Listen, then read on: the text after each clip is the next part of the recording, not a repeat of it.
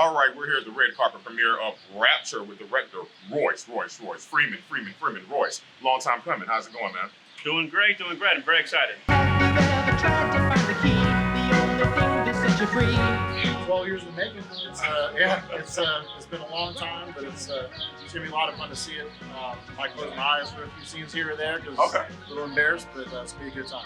Well, you said 12 years. Let me ask you this: what's the biggest difference between how you look then and how you look now? The gray hair, man. You will not see any of this and any of this. My Dr. Strange thing I have going on. But see, listen, no Bosley for him. Like he's no just for me. He's accepted who he is, as all true actors do. All natural. Listen. I'm gonna be paying attention tonight. I'm gonna be taking notes, man. I'm looking forward to it. Thank you so much for being here tonight. We'll talk to you soon.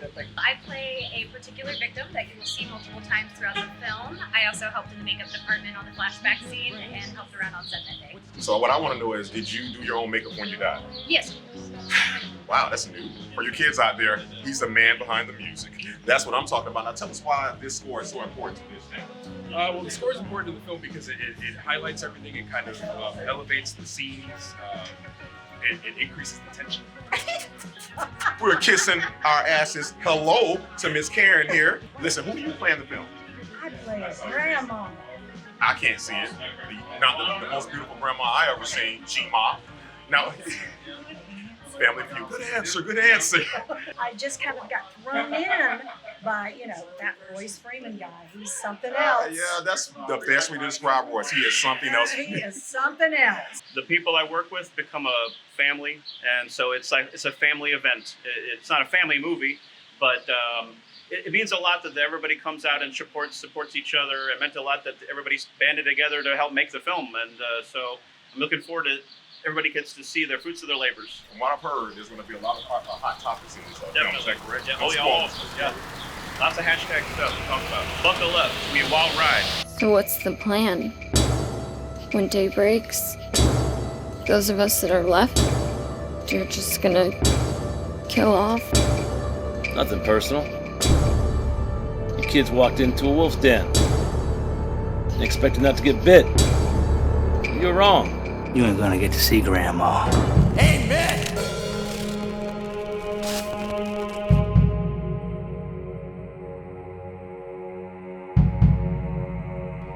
We had a writer who was the actor, and he was my friend, and he still is.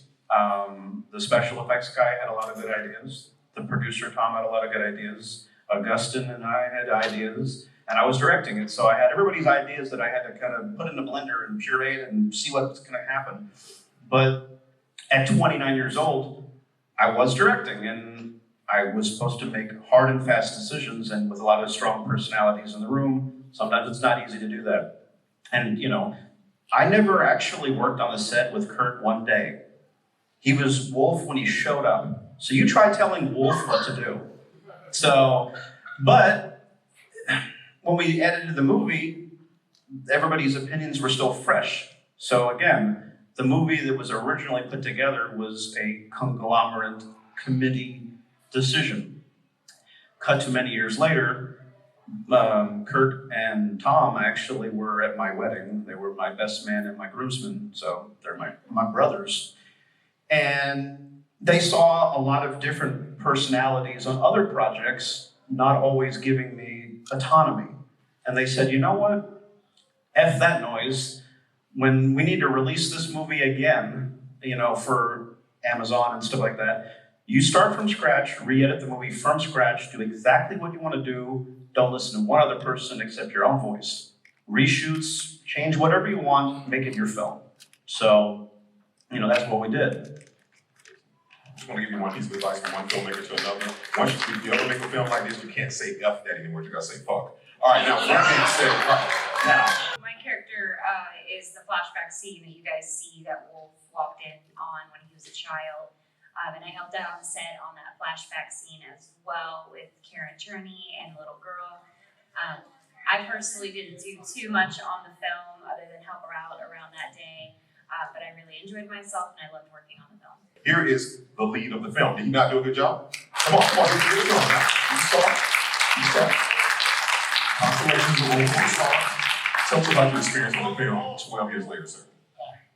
It's a lot. it's a lot of fun seeing it on the screen. It was a great time being involved in the creative process as well as the acting process of it.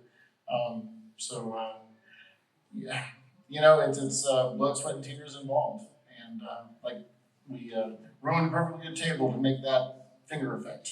So that was table down, but no, it was a great time. Yeah, so we didn't want to ruin Mom's carpet with all the blood flying everywhere. So we went to a carpet store, and they had we're just looking for just cheap carpets to throw down. They said, well, you know, we got a carpet in the back that a band had on their stage, and okay, cool. Yeah, how big is it? It was gigantic. It actually covered the whole damn trailer.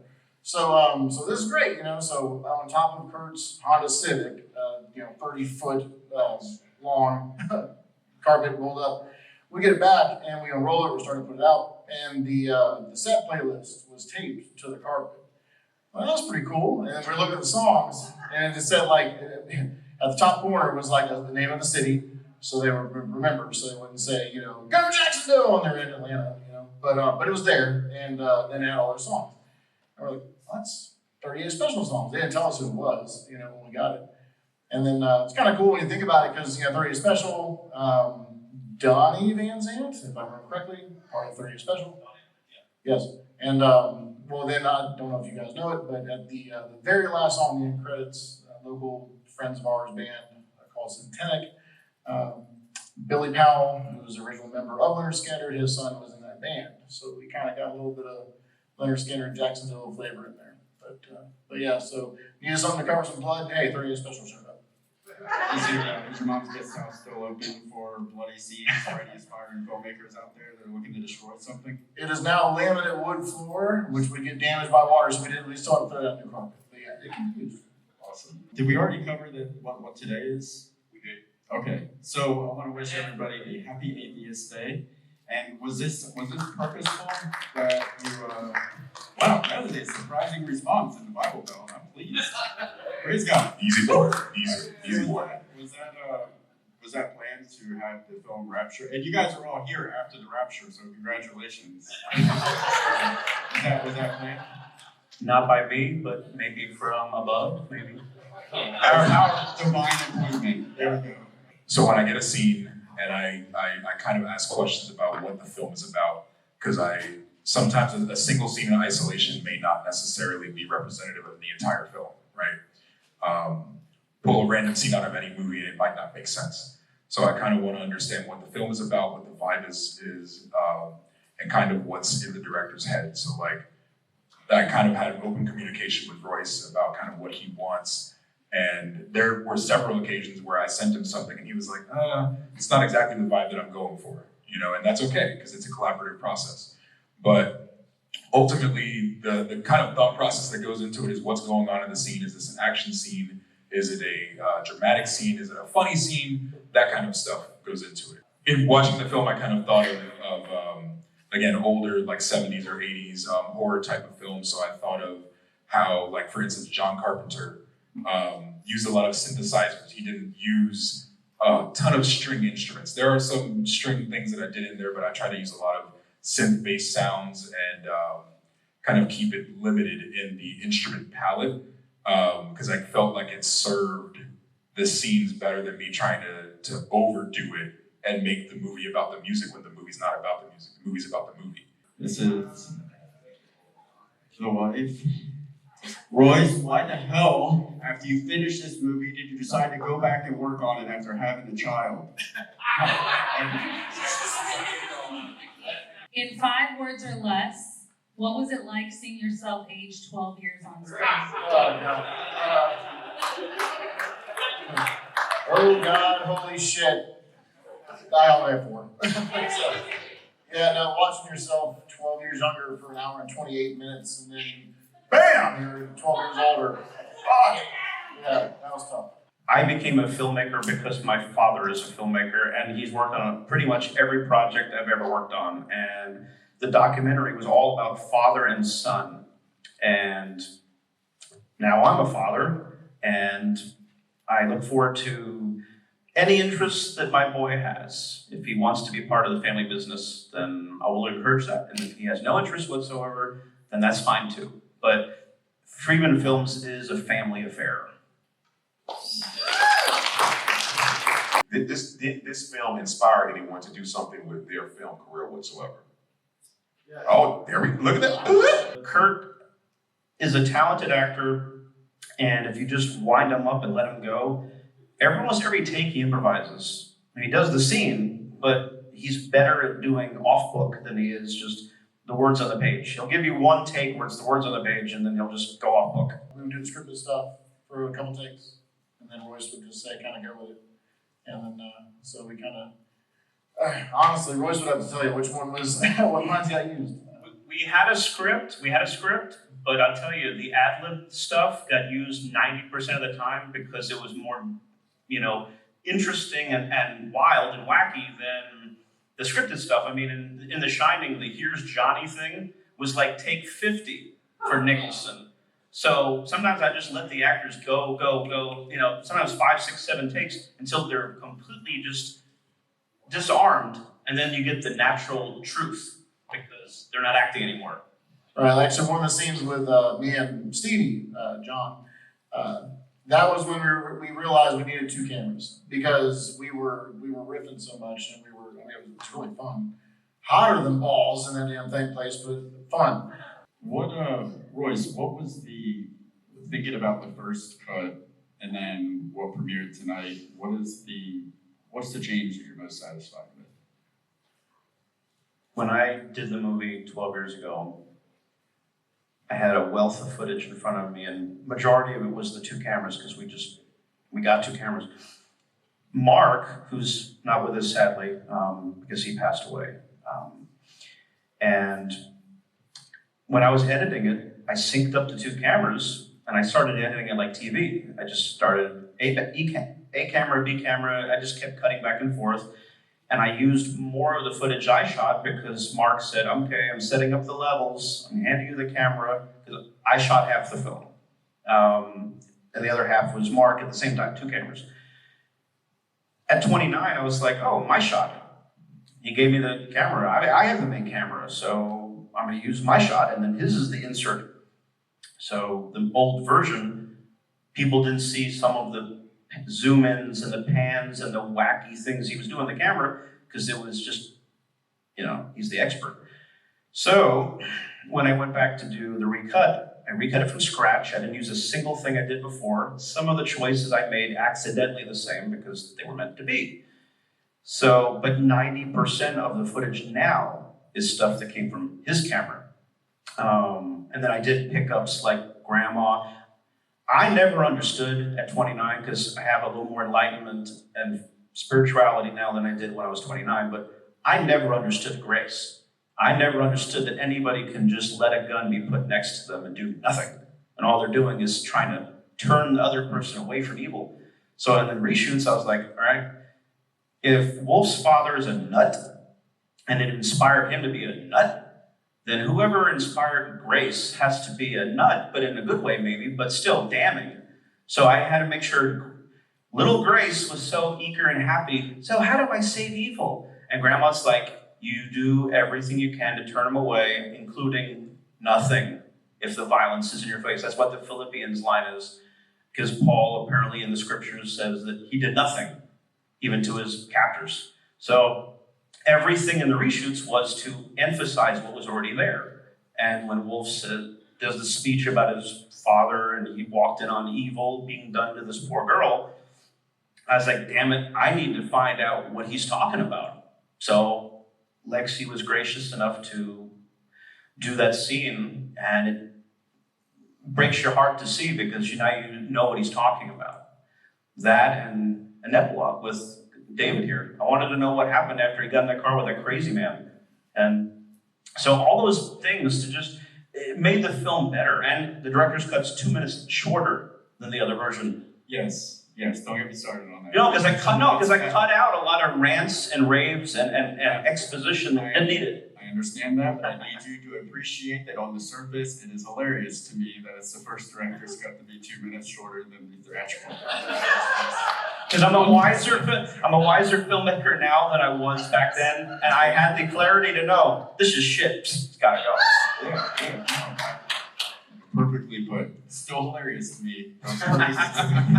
Prior to doing this film, Kurt and I had been doing short films and things that were, bonkers, crazy horror films that didn't have any redeemable value at all. They were just fun, schlocky horror stuff.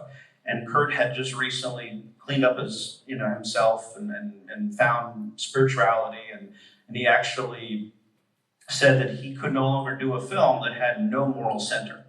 So he said, I have to write into this film that there is a emotional through line and some arc, So he says, I'm not asking the audience to agree with the choices. I'm not asking them to actually care one way or another if they get away or if they're worth saving. Because art should raise questions and not provide answers.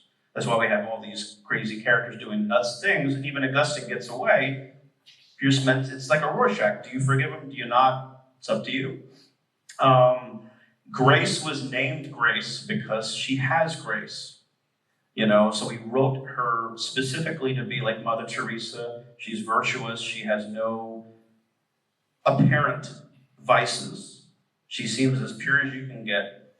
And Augustine was named after a biblical character of a lost soul. Or St. Augustine was the patron saint of lost souls. And Wolf, he named himself that because he's a big fan of Lon Chaney Jr., who was the Wolf Man.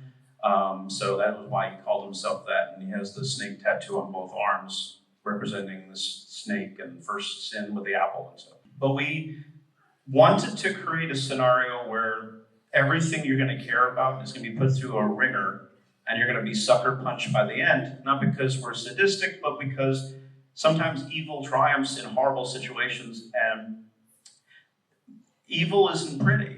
So we wanted to make it as real as possible and not hold back and do some, cookie cutter, patty cake, version of violence. So if you actually are upset by some of the stuff we did, well, then we did our job. I do want to bring up real quick, because at the end of the movie, it mentions there were 3 people who had passed on since the making of this film. One of them was Mark, the DP, the cinematographer. One of them is Pizza Boy, who sadly lost his life. And one of the musicians that contributed to the film, this guy Pitch, who was also somebody who worked on the interviews and the websites and stuff with Harry Manfredini years ago. And he created a song about, faith and the hypocritical nature of some of the faith and the badness of the world. And so his song is right before the Centennic one in the gang credits. So I needed to mention that because, well, they lost their life and, they couldn't be here tonight. So, guys, thank you so much for attending the director's cut. One more time for Royce and the cast and crew. Rapture on ATS Day. Rapture. Now, guys, there's going to be an after party, and the drinks are on you. Next door. All right, we're here live after party for Rapture. I'm out of control. The movie's out of control. This whole freaking party is out of control. Bring your ass out here. They just saw the film. They loved it. They loved it. They loved it. She was in it. She came back from life to love the film. She loved it. It was amazing. I'm just walking right into the middle of this circle. I don't know what's happening, but tell me about the movie. Tell me about the movie. Tell me about the movie. It was pretty wild. There was a lot going on. Pretty wild. A lot. That's an understatement. Pretty wild. What do you think? You tell me. Tell Karen. It was crazy. It was just crazy. What the hell did we just watch? What do you think? I loved it. I thought it was a lot of fun. Whether it meant to be or not, I had a blast. Yeah. We don't want to know what you think. We want to know what you hear. What did I hear? I heard some wild shit. I heard some stuff that made me laugh. I heard some stuff that made me feel. All right. Oh my God! Who let this man out of his cage? My mom out of her vagina 38 years ago. Got the blonde dread with the white and black beads. Got the. Yes. It's kind of like Justin Timberlake, Denzel, and me all in one. It's like all three. I tell you what, if I wasn't straight in that dogwood tree growing in my front yard, I'd try to take you home to my mom. No more beers for Tom. Hold on, we got a wild man here. Whenever you see these type of tattoos right there, it's always a story. Did you like the film? I loved it. Which film? Yes, I loved Rapture. It was great. I love the film. Honestly, here's why. I always reserve my judgments until after I hear the director speak. And for those who actually came and saw what Royce said about like why he chose to hold off on killings or why certain things had to be, and that's not a spoiler. Obviously, we know things are going to go down, but I appreciate it a lot more. So I always love director's cuts, and since I didn't get a director's cut fully, minus 2 minutes, hearing him speak was totally awesome. And Royce, keep making films. You have an audience, and we support you. But I tell you, I think Rapture was a really good moment for the community, especially. Royce has been around from the beginning since we had the first short film showcase right here at Sunray almost 10 years ago. Royce has been with us, and he's been really plugging away as a filmmaker, really trying to find his feet and live up to his own expectations of who he can become. This is a good reminder of how far we've come in 8 years. We see what was weak: lighting, camera, some of the acting. Sure, yeah, it's an independent film, but the themes were strong. Once again, seeing evil triumph the way it did in that film reminds me every day something I struggle with. Lord, why does evil triumph? And well, the answer is sometimes we just don't know the answer. Sometimes it's bigger than us. Well, to quote Eddie Murphy, evil is good. Vampire in Brooklyn. You get yourself some evil ass. Woo! So Royce and I do work on things together. We are kind of creative, but to be completely honest, the ones that we work on that's just him and I is the closest we come to divorce. But also, by the time it's over, we're a lot closer together as well. So, You can speak to that, Kate. yeah. You gotta finish it. You gotta finish it. You don't finish it, you're stuck. Thank you for all you do in front and behind the camera. You're awesome. And thank you guys for inviting us out to even do this. She's awesome. This is the wife, man. The real wife. The only wife. Love it. All right. We were here and you weren't. The premiere of Rapture. Royce, you did an awesome fucking job. And that's from one filmmaker to another. Actually, from two filmmakers to another. You did an awesome job. And whenever you need us, don't call. Thanks, Royce.